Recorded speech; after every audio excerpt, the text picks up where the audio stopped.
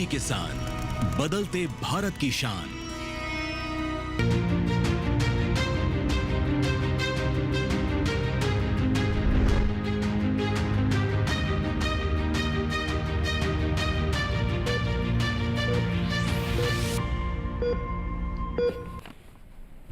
नमस्कार, स्वागत है आपका स्वस्थ किसान में। मैं हूं अंजू सिंह। स्वस्थ किसान एक ऐसा कार्यक्रम है जिसमें हम आपके स्वास्थ्य से संबंधित विभिन्न विषय लेकर आते हैं, उन पर विस्तार से चर्चा होती है, आपको जागरूक करने का हमारा प्रयास होता है और साथ ही अगर आपके भी कुछ सवाल हैं, कुछ आशंकाएं हैं तो उनका भी समाधान होता है लाइव, क्योंकि एक लाइव फोन इन कार्यक्रम है और हम सभी जानते हैं कि हमारा देश बहुत तेज़ी से आगे बढ़ रहा है।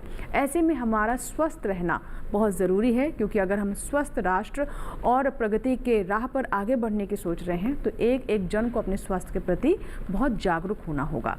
इसीलिए एक अच्छे जीवन के लिए, एक अच्छे राष्ट्र के लिए हम आपकी मदद करते हैं कि आप इन विषयों के बारे में जागरूक हो सकें और हमारा देश और तेज़ी से विकास करे। लेकिन आज हम एक ऐसे विषय पर बात करने वाले हैं जो कि समाज से भी जुड़ा हुआ है। एक ऐसी समस्या, एक ऐसी बीमारी जिसको लेकर लोगों के मन में भ्रांतियां हैं। कई बार जिस व्यक्ति को ये बीमारी होती है उसे तिरस्कार का भी सामना करना पड़ता है। इसलिए हमने कहा है कि एक सामाजिक विषय भी है।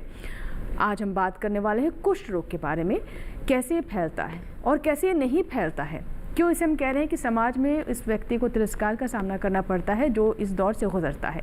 कई बार लोग ये भी समझते हैं कि इसका कोई इलाज ही नहीं है, लेकिन इन तमाम भ्रांतियों को दूर करने के लिए आज हम इस मंच पर उपस्थित हैं और आपको बताएंगे कि दरअसल कुष्ठ रोग कैसे होता है, कैसे ये पूरी तरह से ठीक हो जाता है, क्यों हम कई बार इसके शुरुआती लक्षण देखकर भी नज़रअंदाज कर देते हैं। तो आज इस कार्यक्रम में पूरे 1 घंटे तक आप हमारे साथ रहें ताकि इस विषय को और बेहतर तरीके से समझ सकें।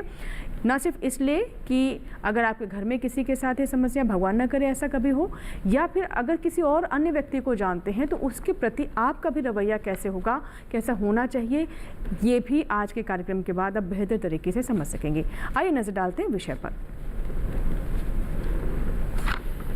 तो आज का हमारा विषय है विश्व कुष्ठ रोग दिवस। इसी पर आज हम बात करने वाले हैं और अगर आपके कोई भी सवाल हैं, आप इस विषय के बारे में कुछ जानना चाहते हैं या फिर अपने अनुभव भी साझा करना चाहते हैं तो आप हमारे टोल फ्री नंबर पर कॉल कर सकते हैं, आप हमें ईमेल भी कर सकते हैं। तो आइए नज़र डालते हैं। हमारा टोल फ्री नंबर नोट कर लें, 1800-113060, 1800-113061 टोल फ्री, यानी इस पर आपका कोई शुल्क नहीं लगेगा। फ़ोन उठाएं और कॉल लगाएं। और अब आपको बता दें अपना ईमेल आईडी जिस पर आप कॉल करके अपनी बात हम तक पहुंचा सकते हैं, स्वस्थ किसान लाइव 2024@gmail.com। यहाँ दर्शकों को ये भी बताते चलें कि चाहे वो आपका कॉल हो या फिर आपका ईमेल हो, लाइव कार्यक्रम में शामिल किया जाएगा, यानी साथ ही साथ उसका जवाब भी दिया जाएगा। तो आप अपने सवालों के साथ तैयार रहें। और कुष्ठ रोग एक ऐसी समस्या है जो कि स्वास्थ्य संबंधी भले ही है, लेकिन उसके साथ ही आपके जीवन की क्वालिटी पर, आपके मानसिक स्वास्थ्य पर भी इसका प्रभाव पड़ता है। तो इन तमाम बिंदुओं को छूने का आज के कार्यक्रम में हम प्रयास करेंगे और हमें पूरी आशा है कि आपका भी पूरा सहयोग रहेगा।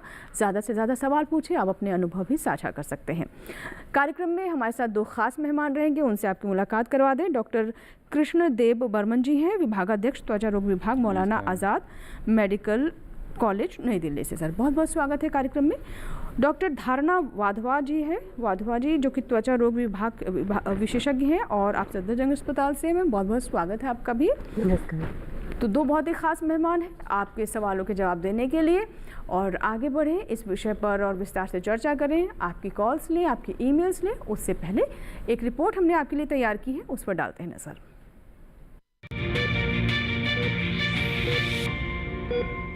नमस्कार, मैं हूं भूमि। आज हम बात करेंगे एक ऐसी बीमारी की जिसे अक्सर नजरअंदाज किया गया, गलत समझा गया और जिससे जुड़ा कलंक आज भी लोगों की जिंदगी को प्रभावित करता है, कुष्ठ रोग। जी भूमि, कुष्ठ एक उपेक्षित उष्णकटिबंधीय रोग यानी एनटीडी है। वर्तमान समय में यह दुनिया के 120 से अधिक देशों में फैला हुआ है और हर साल लगभग 2 लाख नए मामले सामने आते हैं। यह एक अलग तरह की बीमारी है जो व्यक्ति की प्रतिरोधक क्षमता के अनुसार उसे अलग अलग रूप में प्रभावित करती है। कुष्ठ के प्रमुख लक्षणों में त्वचा पर हल्के रंग के सुन्न धब्बे, नसों में कमजोरी और हाथ पैरों में संवेदना की कमी शामिल है। कुछ मामलों में आंखें भी प्रभावित हो सकती हैं। संक्रमण के 1 साल के भीतर इसके लक्षण दिख सकते हैं, लेकिन कई बार इसमें 20 साल या उससे अधिक का समय भी लग जाता है। विश्व कुष्ठ रोग दिवस उन लोगों को याद करने का दिन है जो इस बीमारी से प्रभावित हुए हैं। इसका उद्देश्य है जागरूकता बढ़ाना और कुष्ठ से जुड़े कलंक और भेदभाव को खत्म करना। विश्व कुष्ठ रोग दिवस 2026 का विषय है कुष्ठ रोग का इलाज संभव है, असली चुनौती तो इससे जुड़ा कलंक है। कुष्ठ को लेकर समाज में कई गलत धारणाएं हैं। बहुत से लोग इसे अत्यधिक संक्रामक, लाइलाज या पाप और श्राप से जुड़ी बीमारी मानते हैं। इन्हीं भ्रांतियों के कारण कुष्ठ रोगी को सामाजिक रूप से अलग थलग कर दिया जाता है। डर और भेदभाव के कारण कई लोग लक्षण छुपाने लगते हैं, जो बेहद नुकसानदायक है। इससे बीमारी फैलती है और जटिल हो जाती है, जबकि सच्चाई यह है कि कुष्ठ रोग पूरी तरह से इलाज योग्य है और इलाज भी सरल है। जरूरत है जागरूकता की, क्योंकि जागरूकता बढ़ेगी तो भ्रांतियां टूटेंगी और कलंक खत्म होगा। आइए हम सब मिलकर कुष्ठ रोग से नहीं बल्कि उससे जुड़े डर और भेदभाव से लड़ें। जागरूक बनिए, संवेदनशील बनिए। धन्यवाद।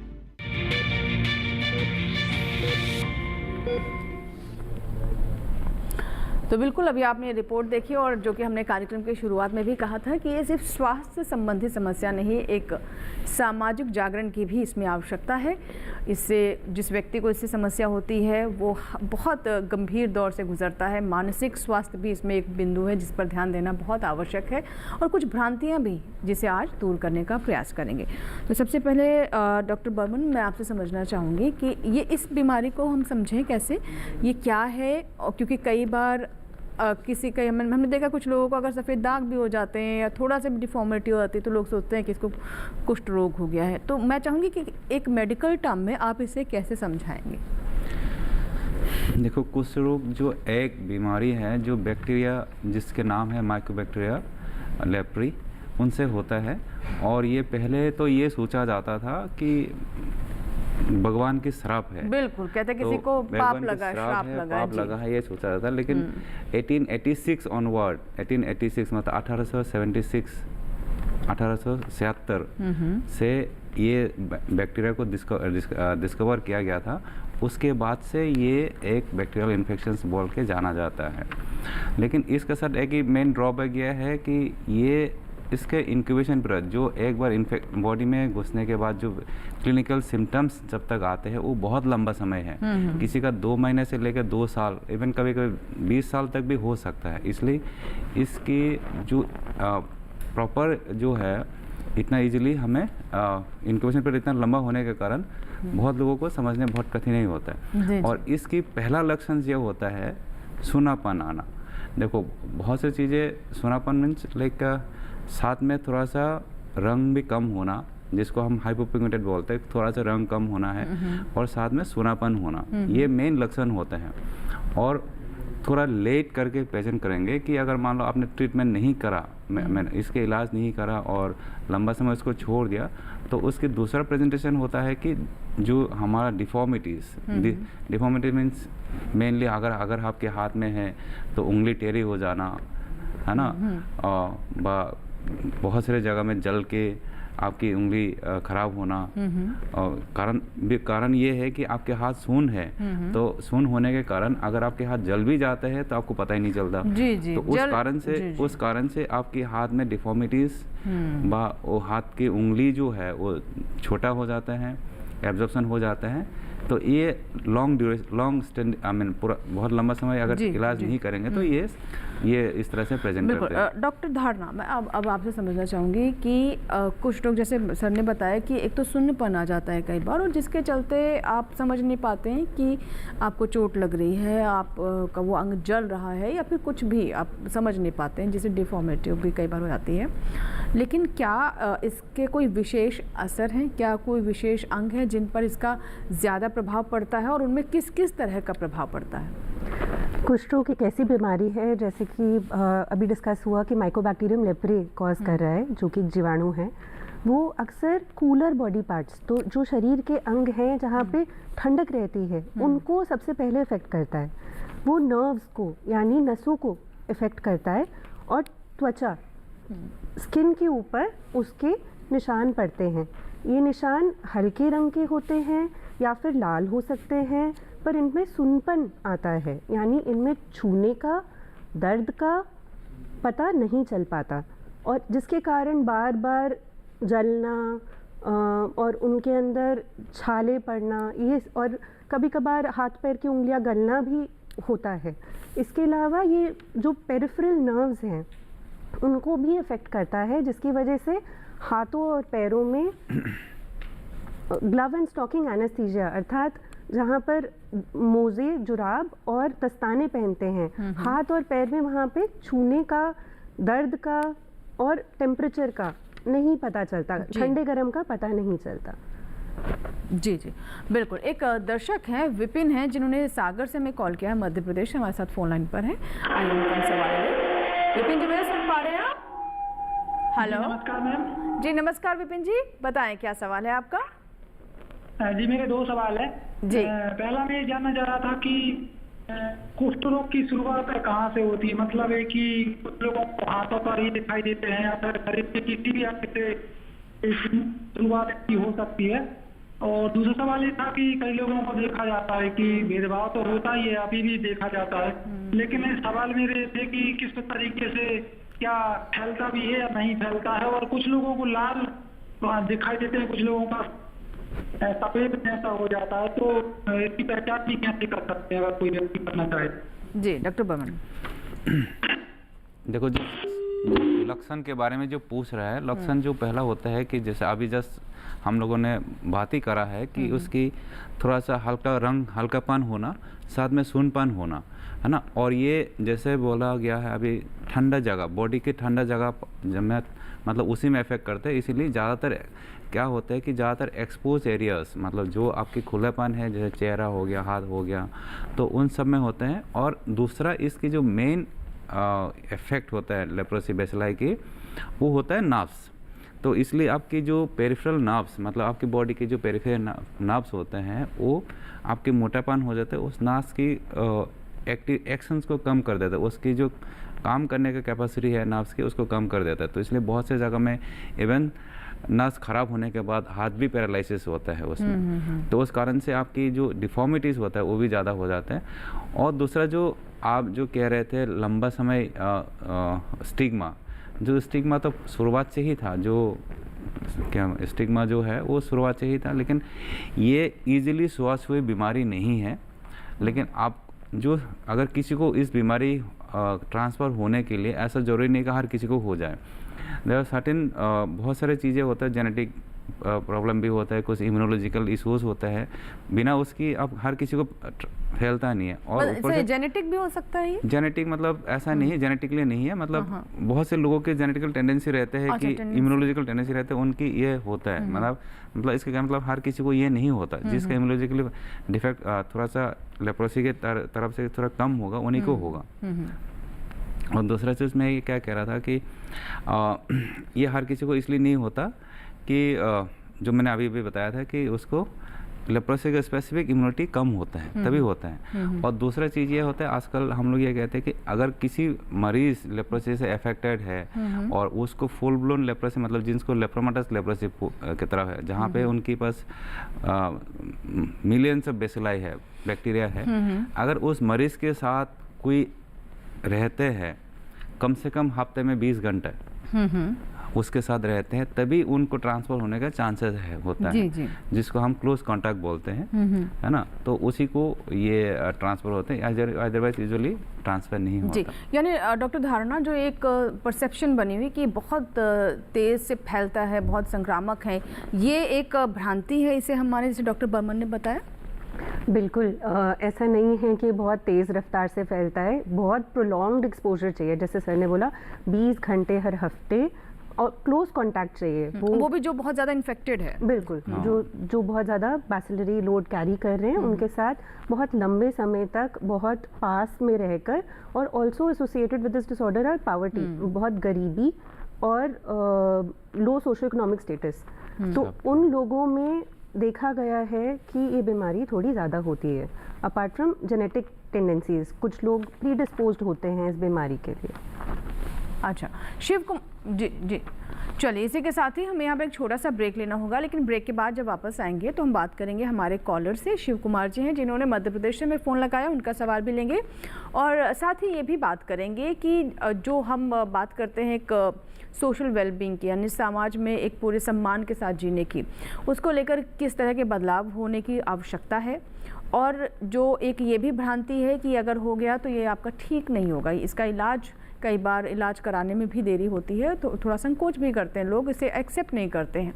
तो क्या ये पूरी तरह से ठीक हो सकता है? इसका इलाज क्या है, कैसे और कब होना चाहिए, जानेंगे इस छोटे से ब्रेक के बाद। कहीं मत जाएगा, आप देखते रहें स्वस्थ किसान।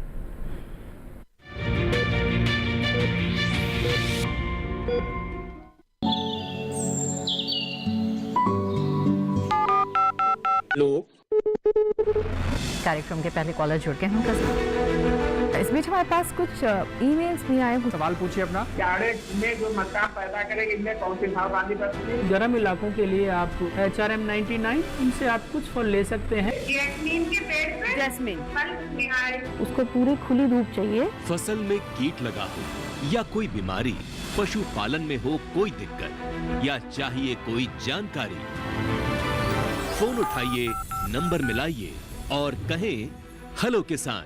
सोमवार, बुधवार और शुक्रवार शाम 6 से 7 बजे सिर्फ DD किसान पर।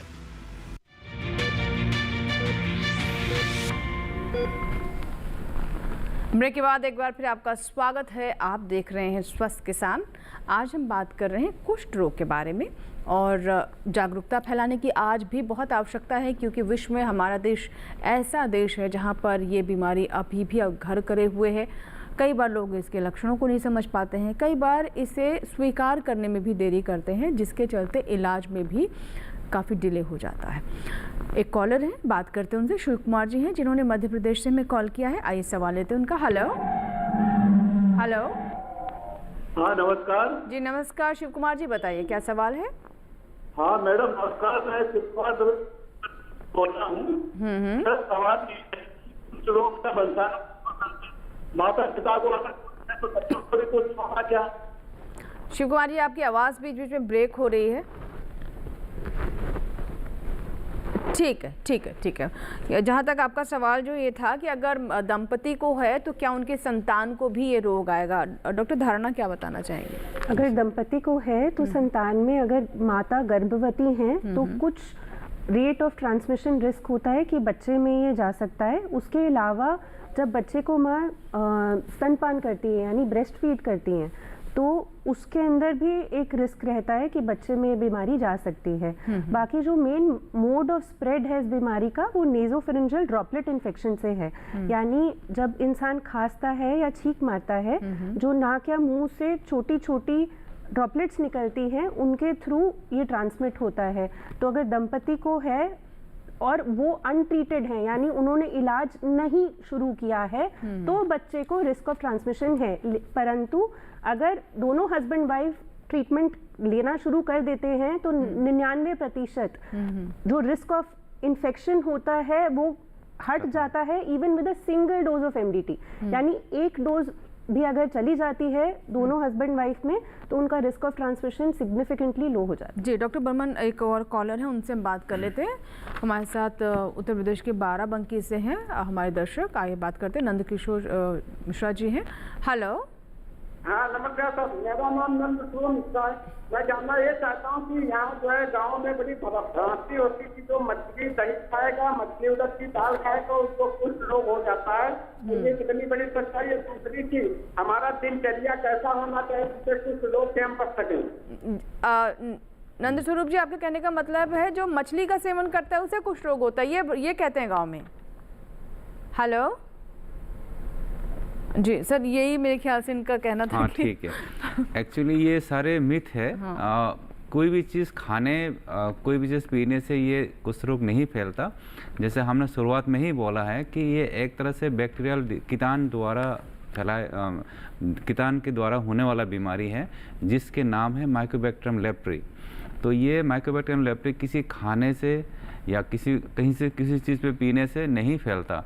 जैसे अभी डॉक्टर दरना ने बताया है कि ये ड्रॉपलेट इन्फेक्शन है, जो आपकी सीखने से निकलते हैं ड्रॉपलेट, उसके थ्रू से जो अगर आप उसको इनहेल कर लेते हैं तो ये बैक्टीरिया आपकी बॉडी के अंदर चले जाते हैं, और बॉडी के अंदर जाने के बाद वो सर्टेन एरिया जैसे स्किन और आपके नाक को जाके अफेक्ट करते हैं। तो ये खाने पीने से किसी भी चीज़ के खाने से ये नहीं होता। बहुत से लोगों के मिथ रहते हैं, जैसे आप मछली खाने से, जैसे आपने बताया था मछली खाने से होता है, ऐसा तो सर कुछ अगर नहीं। ऐसा होता तो जो कोस्टल इलाके के लोग हैं तो वहाँ पर तो बहुत ज़्यादा होना चाहिए। बिल्कुल सही कह रहे हो। अगर मछली खाने से होता है तो इंडिया में मतलब मेरे ख्याल से नॉर्थ इंडिया को छोड़ने भी, नॉर्थ इंडिया के लोग भी मछली खाते हैं, ऐसा नहीं है कि साउथ इंडियन साइड में तो इनफैक्ट हम कह सकते हैं 99.9% लोग मछली खाते हैं। जी जी, है ना, तो उनको तो नहीं होता, मतलब तो इसलिए ऐसा कोई वो नहीं है, खाने से नहीं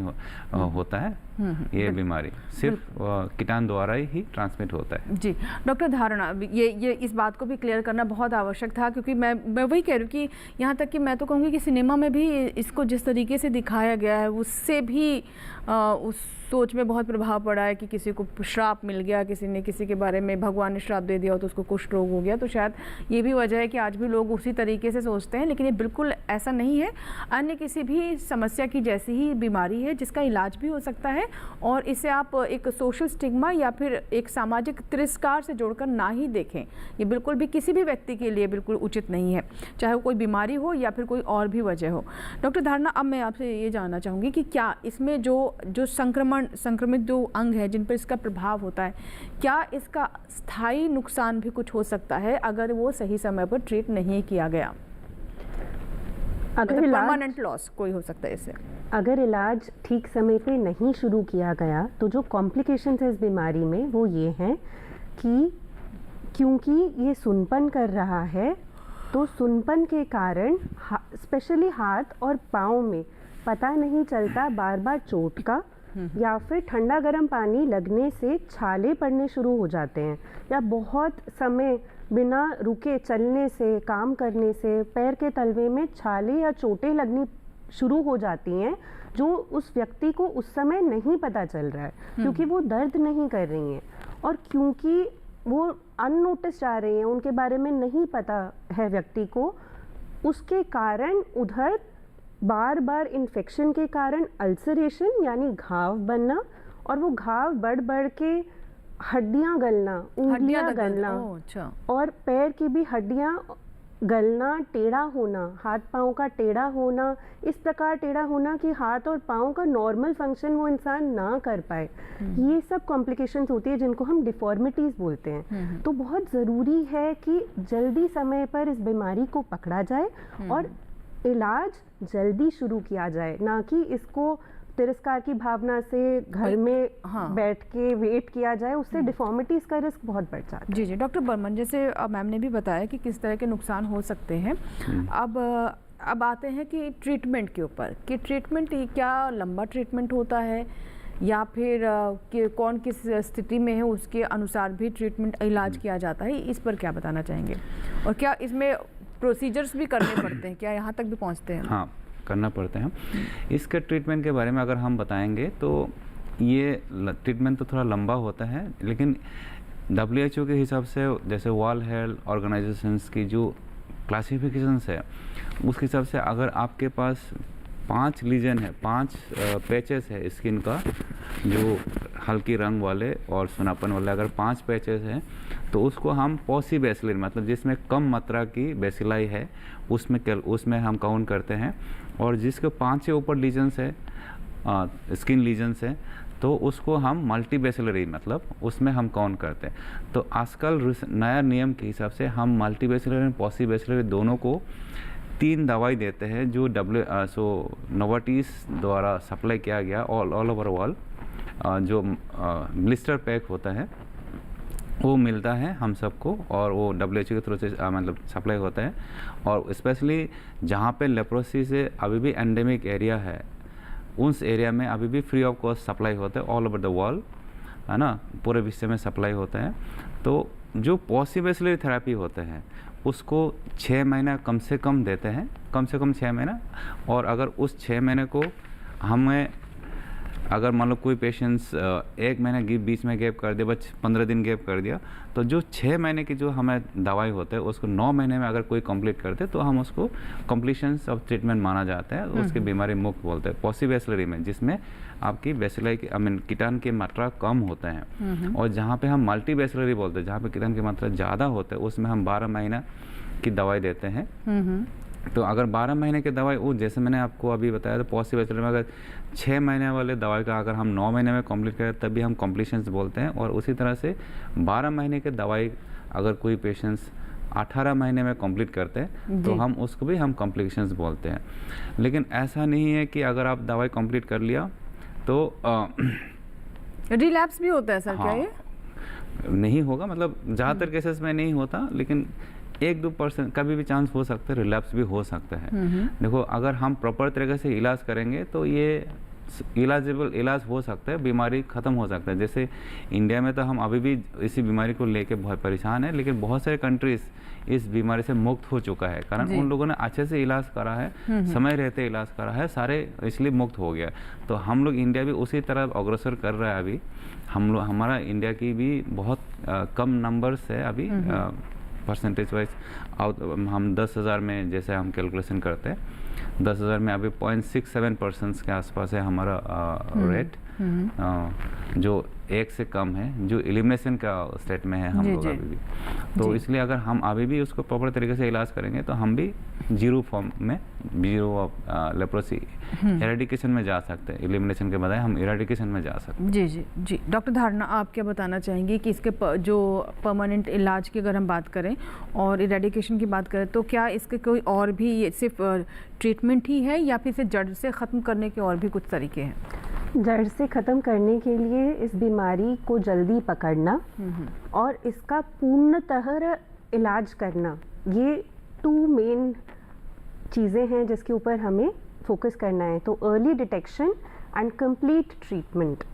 जी। इसके अलावा स्टिग्मा रिमूवल बहुत ज़रूरी है हमारे देश में, जो आज अभी समाज में इसको हीन भावना से देखा जाता है, जिसकी वजह से लोग इलाज करने तक नहीं पहुंच पा रहे हैं, पूरा इलाज नहीं कर पा रहे हैं, तो उसको हमें अब हटाना है। जी मैम, एक चीज़ और मैं जानना चाहूँगी कि इसके सिम्टम्स भी कुछ और त्वचा संबंधी समस्याओं से मिलते जुलते होते हैं, और कई बार लोग सोचते हैं कि ये कुछ और है, ड्राइनेस है, या विटिलिगो की हम बात कर लें, तो ये क्या इससे भी कई बार भ्रम होता है? विटिलिगो में जो पैचेस हैं वो दूध की तरह सफ़ेद होते हैं, और उनके अंदर कभी भी सूनापन या बाल वहाँ से हटना या फिर dryness and loss of sweating यानी पसीना ना आना, ये तीनों चीज़ें नहीं होंगी। जो कुष्ठ रोग है उसके जो पैचेस होते हैं वो फीके होते हैं, यानी नॉर्मल स्किन कलर से वो थोड़े हल्के दिखेंगे, जिसको हम हाइपोपिगमेंटेशन बोलते हैं। इसके साथ साथ में शुरुआत में बीमारी में ऊपर के जो बाल हैं वो चले जाते हैं, और उसके अंदर सुनपन होता है, यानी छूने का, दर्द का और गर्म ठंडे का उस पैच के ऊपर पता नहीं चलता, जिससे हम समझते हैं कि ये कुष्ठ रोग है, विटिलिगो नहीं है। जी।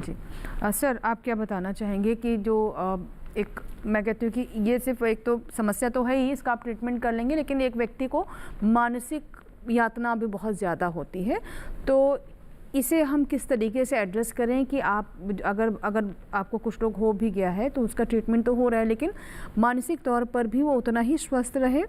यहाँ भी आपको लगता है कि थोड़ा काउंसलिंग करने की आवश्यकता या फिर उसको एड्रेस करने की भी ज़रूरत होती है? बिल्कुल। देखो, प्रॉब्लम जहाँ पे भी प्रॉब्लम, स्टिग्मा व इस टाइप की जो इश्यूज आते हैं, जहाँ पे भी ला इलाज बीमारी होते हैं, उसी में ये जितना भी स्टिग्मा बोलते हैं, आपकी जितना भी मानसिक वो तनाव वगैरह जितना भी आते हैं, ये या तो फिर ला इलाज बीमारी होगा या तो उसमें होगा। लेकिन अभी हम लोगों को सब मालूम है कि लेप्रोसी को आप इजीली इलाज कर सकते हैं अगर आप प्रॉपर तरीके से, जैसे मैंने अभी थोड़ा देर पहले बताया था कि आप प्रॉपर तरीके से मेडिसिन लेंगे तो लेप्रोसी का पूरी तरह इलाज हो सकता है। तो इसलिए इस चीज़ को हमें ध्यान रखना है कि ये नहीं सोचना है कि ये इनको लेप्रोसी हो गया तो ये इलाज नहीं हो सकता इनका। तो ये नहीं सोचना इनके इलाज हो सकता है सोचना है, लेकिन हमें जितना जल्दी इलाज करवाना है वो हमें सोचना चाहिए। जितना जल्दी हमारे पास आ सकते हैं आएंगे तो मतलब डॉक्टर के पास जाएंगे या हॉस्पिटल में जाएंगे तो उतना जल्दी उनकी डिफॉर्मिटी व डिसेबिलिटी होने का रिस्क उतना ही कम होगा। जितना अर्ली हमारे पास आएंगे उतना डिसेबिलिटी और डिफॉर्मिटी के रिस्क कम होगा। लेकिन अगर बाई चांस कोई लेट आया है, जैसे आप थोड़ा देर पहले आपने मुझे पूछा था, अगर बाई चांस पेशेंट लेट आते हैं जब डिफॉर्मिटी हो गया और ट्रीटमेंट हमने कंप्लीट कर दिया, अगर उसके बाद भी उसके कुछ अंग अगर मान लो डिसेबिलिटी में रह जाते हैं तो काफ़ी सारे रिकॉन्स्ट्रक्टिव सर्जरीज होते हैं, काफ़ी सारे हमारे पास वो होता है मतलब एडिटिव होता है जो उनसे हम उनको रूटीन काम में कंटिन्यू करा सकते हैं, रूटीन काम के लायक बना सकते हैं, जी नॉर्मल लाइफ जीने के लिए कर सकते हैं। एक हमारे पास मैम मेल आया है, ये दर्शक है नितिन वर्मा सीतापुर उत्तर प्रदेश से। ये कहते हैं कि ये जानना चाहते हैं कि नाखून का काला होना ऐसा लग रहा है कि वो सूख रहा है, तो क्या ये भी कुष्ठ रोग हो सकता है? मैं इसका जवाब लूँगी, उससे पहले कॉलर है उनका हम सवाल ले लेते हैं। हेलो हेलो जी नमस्कार। नमस्ते मैडम। नमस्कार नमस्कार, सवाल बताएं। मैं गोपाल से बोल रहा हूँ। जी गोपाल जी सवाल बताइए। ये सवाल ये है कि कुछ रोग यदि आ गया शरीर में तो उसकी पहचान के लिए आपने बताया उसमें कि सुई चुबाएंगे या कुछ चुबाएंगे तो एहसास नहीं होगा, और ये बोल रहा है सफेद, वो दोनों अंतर क्या है समझ में नहीं आया। हाँ तो अभी तो बताया था वही चीज़ वही है। जी डॉक्टर बर्मन। नहीं अभी आपसे जो अभी डॉक्टर दाना ने बताया था अभी जस्ट थोड़ा देर पहले, जो कुष्ठ रोग के जो पैचेस होगा, वो जो कुष्ठ रोग के पैचेस है उसमें आपके सूनापन रहेंगे, है ना, और थोड़ा सा हल्की से रूखापन रहेंगे, सूनापन एंड रूखापन दोनों रहेंगे, ये बहुत ज़रूरी है। लेकिन बाकी जो बीमारी होते हैं, जैसे हम कभी बोलते हैं पिट्रोसिस अल्बा करके एक लीजन्स होता है जो ड्राइनेस के बारे में, चेहरे ड्राइनेस के बाद होते हैं, कॉमनली हम बच्चों में देखते हैं, स्कूल गोइंग बच्चे को, तो स्कूल गोइंग चिल्ड्रंस जिसको हम बोलते हैं 8 से 10 साल की उम्र के बच्चे को ज़्यादातर हम देखते हैं, तो उस सब में रूखापन होता है लेकिन सूनापन नहीं होता कभी भी। लेकिन जहाँ पे कुष्ठ रोग होगा वहाँ पे सूनापन होगा, रूखापन होगा, और काफ़ी देर तक उसकी जो मार्जिन्स होता है, एरिया की जो मार्जिन, तो वो भी थोड़ा सा आपको पता लग जाएगा इतना एरिया तक आपकी बीमारी है ना। और साथ में अगर आपको प्रॉपर तरीके से दूसरा और बाकी एग्जामिन करेंगे तो उसकी जो पेरिफेरल नर्व जो एरिया को सप्लाई करते हैं वो नर्व्स को भी ठीक मिलेगा, मतलब थोड़ा सा मोटापन होगा। हाँ, और अगर थोड़ा सा रिएक्शन फेज में होगा तो उस नाप को दबाने से टच करने में आपको दर्द भी महसूस होगा उसमें। जी मैम, जो सवाल था नितिन जी का कि नाखून काला पड़ रहा है और उसमें मतलब उनको लग रहा है कि कहीं ऐसा तो नहीं है कि वो कुष्ठ रोग भी उन्हें उसमें कुछ महसूस भी नहीं हो रहा है, जिसका मैं जवाब लूँगी। लेकिन फिलहाल यहाँ पर एक छोटा सा मैं ब्रेक लेना होगा, कहीं मत जाइएगा, आप देखते हैं स्वस्थ किसान।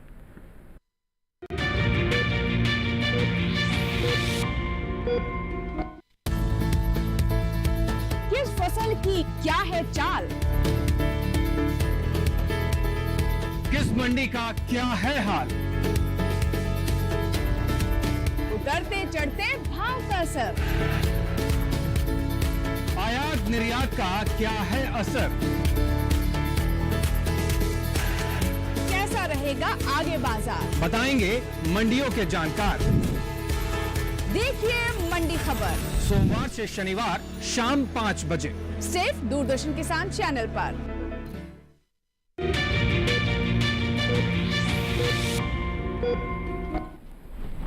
ब्रेक के बाद एक बार फिर आपका स्वागत है। आज हम बात कर रहे हैं कुष्ठ रोग की। तो डॉक्टर धारणा हमारे एक दर्शक हैं जिन्होंने ईमेल भेजा है, उनका नाखून काला पड़ रहा है और सूख रहा है, तो उन्हें ये डाउट है कि कहीं ये कुष्ठ रोग का लक्षण तो नहीं। नाखून का काला पड़ना और सूखना बहुत अन्य कारणवश हो सकता है, जैसे कि या तो वो कोई दवाई खा रहे हैं जिसके कारण कालापन आ रहा है, जैसे कि एंटी मलेरियल्स और डॉक्सीसाइक्लिन वगैरह के बाद होता है। इसके अलावा खून की नसें तो नहीं छोटी पड़ रही जिसके कारण सूखापन और कालापन दोनों आ रहा है, या फिर कोई फंगल इन्फेक्शन तो नहीं है। ये सब चीज़ें हमें सोचनी पड़ेंगी। कुष्ठ रोग में सिर्फ नाखून काला नहीं पड़ता। जी डॉक्टर बर्मन, और मैं चाहूँगी कि इस तरह के और भी कई लक्षण होते हैं जिस पर कई लोगों को भ्रांतियाँ हो जाती, तो आमतौर पर किसे लोग ये समझते हैं कि कहीं कुष्ठ रोग तो नहीं है? देखो, एक तो ज़्यादातर केसेस में जैसे हम लोग सोचते हैं जो विटिलिगो जिसको बोलते हैं, बहुत से लोग उसको कुष्ठ रोग के साथ कंफ्यूज करते हैं। जैसे वो उसके बारे में हम 2-3 बार बोल चुका है। देखो, जहाँ पे सफ़ेद दाग की बीमारी होती है जिसको हम विटिलिगो भी बोलते हैं, उसमें आपके इवन बाल के रंग भी सफ़ेद हो जाते हैं। वो बहुत बड़ा इम्पोर्टेंट है, बाल के रंग भी सफ़ेद हो जाता है, तभी जाकर हम उसको विटिलिगो मतलब विटिलिगो बोलते हैं। वो कुष्ठ रोग नहीं है। और ऊपर से दूसरा मोस्ट इम्पोर्टेंट जो दूसरा चीज़ होता है जहाँ उसमें सूनपन नहीं होता। और बाकी देखो, बहुत से लोग इवन सोराइसिस जैसे बीमारी को भी सोचते हैं कि कुष्ठ रोग हो सकता है, क्योंकि उसमें भी रेड पैचेस होता है स्केलिंग के साथ, तो उसमें भी होता है। लेकिन यही चीज़ हम बार बार कह रहे हैं, वहाँ पे सूनपन नहीं होता और जो सप्लाइंग नर्व्स होता है वो थिक नहीं होता, मोटा नहीं होता। ये दो बहुत इंपॉर्टेंट चीज़ है। और जैसे तीसरा हमने अभी बताया था पिट्रोसिस अल्बा, वो बच्चों में कॉमन होता है। मेनली उसके कारण होता है ड्राइनेस, रूखापन की वजह से होता है। और बहुत सारे कॉन्जेनिटल नीवस, जिसको नीवस डिपिगमेंटोसास वगैरह ये सब होते हैं, वो बचपन से जन्म से हो रहते हैं, तो उसमें भी हाइपोपिगमेंटेशन होता है, डिपिगमेंटेशन होता है, मतलब रंग कम होता है, बिना रंग के भी होते हैं। लेकिन उसमें यही हम बार बार कहना चाहेंगे, उसमें सूनपन नहीं होता। तो ये सारे चीज़ें हैं। और जो बाकी दूसरा इम्पोर्टेंट चीज़ है कुष्ठ रोग में, दूसरा इम्पोर्टेंट चीज़ है जैसे खुजली नहीं होगा, सिम्टम्स यूजुअली नहीं होता, लेकिन बाकी कोई इन्फेक्शन की वजह से आपके पैचेस आते हैं, जैसे फंगल इन्फेक्शन की वजह से आता है तो आपको इचिंग होगा। बाकी किसी और कारण से आता है तो उस डिजीज स्पेसिफिक सिम्टम्स आएगा। जैसे कुष्ठ रोग के सिम्टम्स है सोनापन होना, बस ये होना चाहिए। जहाँ पे सोनापन नहीं है, मतलब आप कह सकते हो इसमें कुष्ठ रोग नहीं है। जी जी बिल्कुल। तो आज आपने जाना अभी तक कि किस किस तरह के सिम्टम्स होते हैं और जिन्हें समझना जानना बहुत महत्वपूर्ण है। सर, अब मैं समझना चाहूँगी, क्या ये हालात वहाँ तक भी पहुँच जाते हैं कि आपको क्वारंटाइन करना पड़े या फिर प्रोसीजर तक पहुँच जाए? नहीं, क्वारंटाइन की आजकल ज़रूरत नहीं है। जैसे हमने शुरुआत में ही बताया था, इसकी इंक्यूबेशन पीरियड बहुत लंबा होता है। मतलब जब आपके अंदर बैक्टीरिया चले जाते हैं और वहाँ से जब तक आपके क्लिनिकल सिम्टम्स आने में उसकी ड्यूरेशंस बहुत लंबा है, तो इसलिए ये क्वारंटाइन करने के लिए तो कोई ज़रूरत ही नहीं है। ऊपर से हमने अभी थोड़ा देर पहले ये भी बताया था कि अगर हम क्लोज कॉन्टैक्ट की डेफिनेशन में ही ये बोल रहे हैं कि अगर किसी व्यक्ति के साथ आप 20 घंटा हफ्ते में रहना ज़रूरी है, तभी आपको वो बीमारी फैल सकते हैं। तो ऐसा कोई जरूरी नहीं कि आपको क्वारंटाइन करना। जैसे क्वारंटाइन इन्हीं बीमारी में होता है जो तुरंत की तुरंत, जैसे फ्लू है ना, फ्लू टाइप की बीमारी होता है, उन्हीं सब बीमारी को क्वारंटाइन करने की जरूरत है। तो इमिडिएटली आपकी इन्फेक्शंस ट्रांसफ़र होते हैं और सिम्टम्स आते हैं और वो सीवियर होते हैं। और ये लाइलाज बीमारी तो है ही नहीं, है ना। इमिडिएटली आपको क्वारंटाइन करने की ज़रूरत है ना, ऐसा कोई जरूरत नहीं। ठीक है सर, एक कॉलर है वल्लभ दास जी, उनका हम कॉल ले लेते हैं। हेलो वल्लभ जी, सुन रहे हैं आप मुझे? हेलो हेलो हेलो हेलो जी सर, नमस्कार। सवाल क्या है आपका? मेरा नाम वल्लभ दास जगताप, डिस्ट्रिक्ट हरदा। जी बिल्कुल, सवाल बताइए। सवाल ये है, मैडम की मेरे इलाज तो चल गया सरकारी अस्पताल सोनी मेरी, क्या तो बाकी 8-9 महीने हो गए मेरे को रेगुलर गोली खाते हुए। तो वो दाग धब्बे भी मतलब हो तो कम तो हो गए, लेकिन मेरे पैरों की और हाथों की नस का करती है हाथ में बहुत। ठीक है मैम, ये जहाँ तक जानना चाह रहे हैं कि क्या ये दाग धब्बे जो हैं ये पूरी तरह से क्या मिट जाते हैं? दवाई शुरू करने के बाद नॉन ट्रांसमिशन के स्टेट में पेशेंट पहुंच जाता है, पर दाग धब्बे धीरे धीरे करके हल्के पड़ने शुरू हो जाते हैं, पर बिल्कुल कंप्लीटली नहीं मिटते। तभी ट्रीटमेंट बड़ा फिक्स ड्यूरेशन का डिसाइड करा है WHO ने, जो कि MB केसेस के लिए 1 ईयर और पॉसिबैसिली केसेस के लिए 6 मंथ्स है। तो आपने इलाज अगर अभी 8-9 महीने कर लिया है और आपके दाग धब्बे आप ये जानना चाहते हैं कि वो नहीं मिट रहे, तो आपको मैं ये बताना चाहूँगी कि दाग धब्बे कम्प्लीटली मिटने के लिए समय लगता है। तो जैसे जैसे आप दवाई का कोर्स करते रहेंगे ये दाग धब्बे कम ज़रूर दिखते रहेंगे, पर कंप्लीटली मिटने के लिए और समय चाहिए होता है। पर आप दवाई अपना जैसे साल भर का ड्यूरेशन है तो आप पूरे दवाई का ट्रीटमेंट ज़रूर लीजिए, उसको बंद नहीं करना बीच में। जी सर, अब ट्रीटमेंट पर आते हैं सर, दवाओं के ऊपर। तो इसके क्या प्रोटोकॉल्स हैं, और अगर कोई व्यक्ति इसे बीच में जैसे नागा कर देता है तो उससे किस तरह के नुकसान हो सकते हैं? नहीं, जैसे हमने थोड़ी देर पहले बताया था, जो व्यक्ति रेगुलर ट्रीटमेंट कर रहे हैं सॉरी, जैसे पॉसिबल एसिलरी जिसमें कीटाणु कम है ना, उसमें अगर आप 6 महीने की दवाई अगर 9 महीने में कंप्लीट करते हैं तब भी हम उसको कंप्लीटेड थेरेपी बोलते हैं। जी है ना। और वही वाला 12 महीने वाला दवाई अगर वो 18 महीने में कंप्लीट करते हैं तब भी उसको कंप्लीटेड थेरेपी बोलते हैं। अगर मान लो वो कंटिन्यूसली 2-4 महीना गैप कर देते हैं तो हम उसको दोबारा दवाई रीस्टार्ट करना पड़ता है, फिर से शुरू करनी पड़ेगी। और सर इसकी दवाएं कैसे ली जा सकती हैं, और सरकार की क्या क्या योजनाएं हैं, क्या इसका इलाज महंगा है, मैं इसके बारे में भी जानना चाहूँगी। ये दवाई जो है बिल्कुल फ्री ऑफ कॉस्ट मिलता है सरकार की लेप्रोसी सेंटर में, स्पेशली गवर्नमेंट हॉस्पिटल्स में, हर जगह में अवेलेबल है। और ये ब्लिस्टर पैक है और आपको free of cost her blister pack में सप्लाई किया जाता है।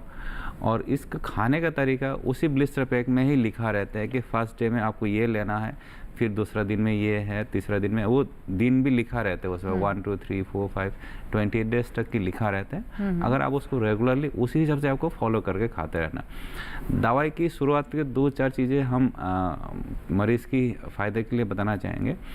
जिस दिन आप पहला डोज लेते हैं जिसमें रिफम्पेशंस होते हैं, जो कैप्सूल्स होते हैं, उसको खाने के दौरान उस दिन मतलब खाने का दूसरा दिन में आपकी यूरिन वगैरह थोड़ा लालपन हो सकता है कि वो दवाई की कलर है, ऐसा कुछ नहीं है, लेकिन उसके देख के घबराना नहीं, बट लेकिन वो चीज़ें हैं। बाकी ऐसा दवाई की कोई नुकसान नहीं है। एंड इवन प्रेगनेंसी में भी दवाई खा सकते हैं। जी जी जी बिल्कुल। डॉक्टर धारणा, अब ये मैं जानना चाहूँगी कि जो पहले से ही कॉम्प्रोमाइज्ड मरीज़ हैं, मान लीजिए जिनको हार्ट की समस्या है, या फिर जो डायबिटिक पेशेंट्स हैं, उनको डायबिटिक पेशेंट्स के साथ भी समस्या होती है कि पैरों में सुन्नपन हो जाता है, और अगर उसे ये भी समस्या हो जाती तो क्या कोई इंटरफेयर होता है दोनों बीमारियों से, या फिर जो दवाएं वो पहले चल रही हैं उसमें इसका कोई प्रभाव होता है, जो ये पूरा कोर्स होता है उसको? डायबिटीज़ के साथ WHO MBMDT का पत्ता मरीज़ खा सकता है। दवाइयाँ वैसे ही चलेंगी जैसे चलती आई हैं, लेकिन जो हाथ पैर में सूनापन है वो डायबिटीज़ के कारण और कुष्ठ रोग के कारण, दोनों के कारण हो सकता है। तो हाथ पैर का कैसे ख्याल रखें ये अच्छे से मरीज़ को समझाना ज़रूरी है। जी। इसके अंदर यही होता है कि अगर हाथ पैर पे सूनापन है तो अपनी आँखों का प्रयोग करना है। डेली रोज़ गुनगुने पानी में हाथ पैर भिगोने हैं, उनको साफ करना है। अगर कोई भी वहाँ पे कट छाला दिख रहा है तो उसका जल्दी इलाज लेना है। उसके ऊपर कोई मॉइस्चराइज़र जैसे कि नारियल तेल या पेट्रोलैटम जेली लगाना है, और घाव होता है तो उसका जल्दी ख्याल रखेंगे। जी जी, तो ये प्रिकॉशंस। जगदीश है एक हमारे साथ दर्शक, आइए उनसे बात करते हैं। जगदीश जी बताएं क्या सवाल है आपका? हेलो।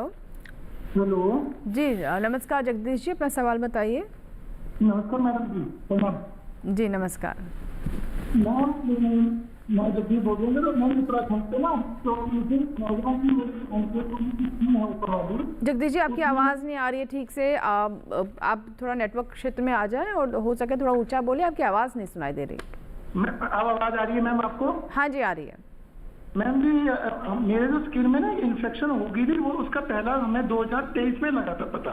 ठीक है। वो तो गर्मी में तो ठीक रहती है स्किन, ठंड में मैं उसे मॉइस्चराइज भी करता हूँ, तब भी कुछ टाइम बाद वो उसमें पहले ड्राइनेस आती है और फिर रेड कलर के स्पॉट बन जाते हैं। अभी मैं एक्चुअली अभी एक दवाई भी यूज कर रहा हूँ, एडोना ADONA, तो मैम उसके लगाने के बावजूद भी वो ठंड में वो स्किन इन्फेक्शन हो जाती है मैम मुझे। ठीक है जगदीश जी, आपके सवाल को हमने सुन लिया है। अब इसका हम जवाब लेंगे छोटे से ब्रेक के बाद। दर्शकों से कहेंगे कि आप अब भी तैयार हैं अपने सवालों के साथ। ब्रेक के बाद तुरंत वापस आते हैं और जगदीश जी के इस सवाल का अपने एक्सपर्ट से जवाब लेते हैं। छोटा सा ब्रेक।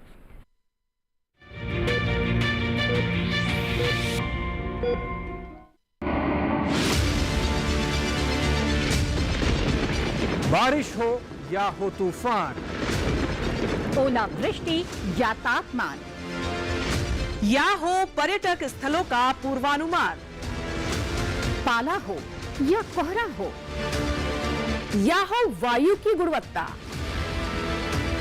सबकी सटीक जानकारी, सबका सटीक विश्लेषण।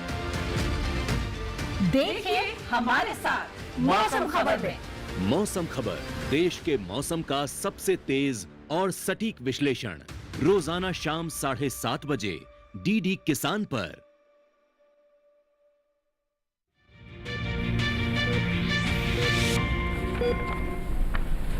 ब्रेक के बाद एक बार फिर आपका स्वागत है। और ब्रेक से पहले हमारे दर्शक थे जगदीश जी, जिनका कहना था कि उनके कुछ हाथ में निशान हो जाते हैं, कभी लाल हो जाते हैं, कभी सफ़ेद रहते हैं, और मौसम के अनुसार ठंड में और गर्मियों में अलग अलग तरह से उसका प्रभाव दिखाई देता है। तो मैम क्या बताना चाहेंगे इसके बारे में? जी,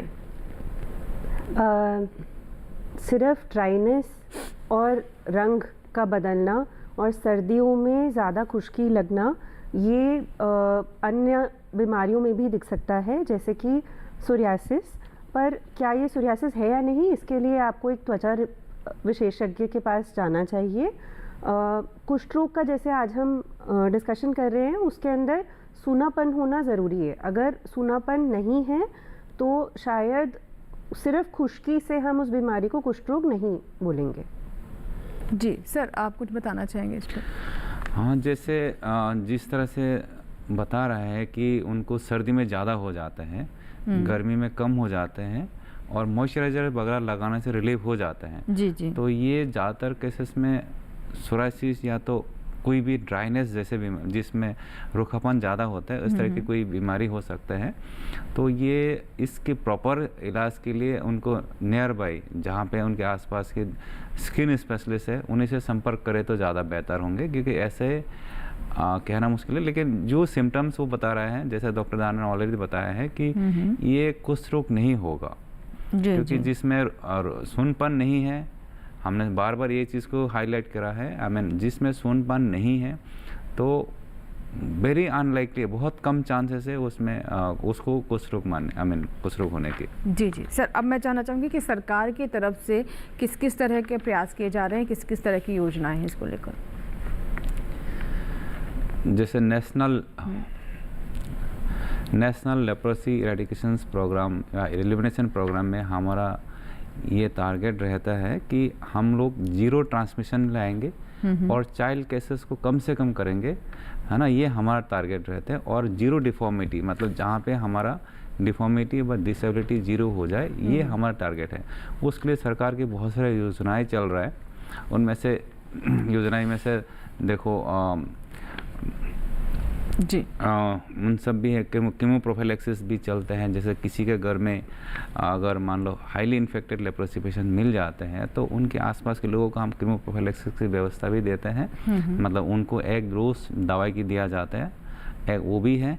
और जिनकी जैसे डिफॉर्मिटीज़ वगैरह हो गया है, उनके लिए अगर कोई रिकॉन्स्ट्रक्टिव सर्जरी कराना आते हैं तो उनको सरकार की तरफ से कुछ रेम्यूनरेशन भी दिया जाता है। इवन जो डॉक्टर ऑपरेट करते हैं उसको भी कुछ रेम्यूनरेशन दिया जाता है। तो ये सब वो है सरकार की तरफ से। और अवेयरनेस कैंपेन चलाया जाता है, जैसे वर्ल्ड लेप्रोसी डे में हम सारे अवेयरनेस कैंपेन चलाते हैं बहुत सारे मेडिकल कॉलेजेस में। इवन हमारा जो स्किन के एसोसिएशन है, डर्मेटोलॉजी के एसोसिएशन है, Indian association of dermatology, venereology and leprology, ये लोग भी हर बार ये कैंपेन चलाते हैं इसको अवेयरनेस के लिए, ये भी है। जी जी बिल्कुल। मैम, जैसे अवेयरनेस की बात हो रही तो हमने अभी भी देखा है कि गांव के स्तर पर अभी भी बहुत कुछ किए जाने की गुंजाइश है, और वहाँ पर लोग इसे अभी भी एक बीमारी की तरह कि इसका इलाज हो सकता है उस तरह से नहीं देखते हैं। आपको क्या लगता है कि किस तरह के बदलाव की आवश्यकता है और कमी कहाँ रह जाती है? जो बदलाव है वो ग्रास रूट लेवल पे तभी संभव है जब हर व्यक्ति तक ये इन्फॉर्मेशन पहुँचेगी कि ये एक ऐसी बीमारी है जो कि कम्प्लीटली ट्रीटेबल है, इसका इलाज पूरी तरह सरकार मुफ्त में दे रही है, और छूत से या उस इंसान के साथ रहने से ऐसा नहीं है कि बीमारी सबको फैल जाएगी अगर इलाज टाइम से शुरू कर दिया जाए जी। तो अवेयरनेस कैंपेन्स की बहुत ज़रूरत है। और दूसरा, ट्रीटमेंट क्योंकि लंबे समय के लिए है, 6 महीने या 12 महीने बहुत लंबा पीरियड होता है जिसके लिए ये इलाज मरीज़ को लेना पड़ता है। कई लोग कुछ महीने खा के काम के कारण या उन्हें लगता है कि हम ठीक हो गए या नहीं हो रहे, बहुत कारणवश दवाई छोड़ देते हैं। तो उनको वापस ढूंढना, वापस इलाज तक लेकर आना और ये इंश्योर करना कि वो पूरा इलाज करें, इसकी भी आवश्यकता है। जी जी बिल्कुल, यानी समय पर दवाई लेना और पूरा कोर्स करना ये बहुत आवश्यक है। डॉक्टर बर्मन, अंत में आप हमारे दर्शकों को और क्या कहना चाहेंगे? अंत में हम यही कहना चाहेंगे सबके लिए कि ये कोई किसी का श्राप व ऐसा कुछ बीमारी नहीं है, एक बैक्टीरिया के द्वारा इन्फेक्टेड बीमारी है और इसकी पूरी तरह से इलाज हो सकते हैं। और इलाज के लिए आप जितना जल्दी इलाज चालू करेंगे उतना ही आपकी जो डिसेबिलिटी व डिफॉर्मिटी के चांसेस कम रहेंगे। और ये दूसरा चीज़ हम ये भी कहेंगे, कोई भी दाग जहाँ पे आपकी रंग कम हो गया है, बाद रंग ख़त्म हो गया, वो वाला दाग, जैसे डीपिगमेंटेड और हाइपरपिगमेंटेड दाग जिसको हम बोलेंगे, जहाँ पे आपके सूनापन नहीं है, आप उसको कुष्ठ रोग ना माने। अगर आपको तब भी कोई डाउट होता है तो आपके आसपास के कोई भी स्किन स्पेशलिस्ट, स्पेशली आपको लेप्रोलॉजी स्पेशलिस्ट कह सकते हो, स्किन, क्योंकि हमारा स्किन लेप्रोलॉजिस्ट भी है, तो आप स्किन स्पेशलिस्ट के पास चले जाए और उनको कंफर्म करें कि ये बीमारी क्या है, तो उस हिसाब से आप अपनी इलाज ले लें। बिल्कुल बिल्कुल। तो ये कुछ ख़ास बातें थी। आज हमने कुष्ठ रोग से जुड़े तमाम जो पहलू थे उन पर चर्चा की। बीमारी क्या है, क्यों होती है, सिम्टम्स क्या है, इसके प्रभाव किस तरह से आपके जीवन पर पड़ सकते हैं, सामाजिक स्टिग्मा के तौर पर जो एक उपेक्षा होती है, जो तिरस्कार होता है, उस पर भी हमने बात की। और आपके स्तर पर, एक व्यक्ति के स्तर पर, एक नागरिक के स्तर पर आपकी क्या जिम्मेदारियाँ हैं, इसके बारे में भी हमने जाना। और हमें पूरी आशा है कि इससे ना सिर्फ आप जागरूक हुए होंगे बल्कि जो आपकी सोच थी उसमें भी परिवर्तन आया होगा। बहुत बहुत शुक्रिया डॉक्टर धारणा आपका भी और डॉक्टर बर्मन आपका भी स्टूडियो में आए और आज के विषय पर इतने विस्तार से आपने चर्चा की। इसी के साथ ही आज के स्वस्थ किसान में फिलहाल इतना ही, लेकिन आपको बता दें कि अगर आपको कोई सवाल है या फिर आप चाहते हैं कि किसी और स्वास्थ्य संबंधी विषय पर हम स्वस्थ किसान लेकर आएँ तो आप हमें ईमेल कर सकते हैं।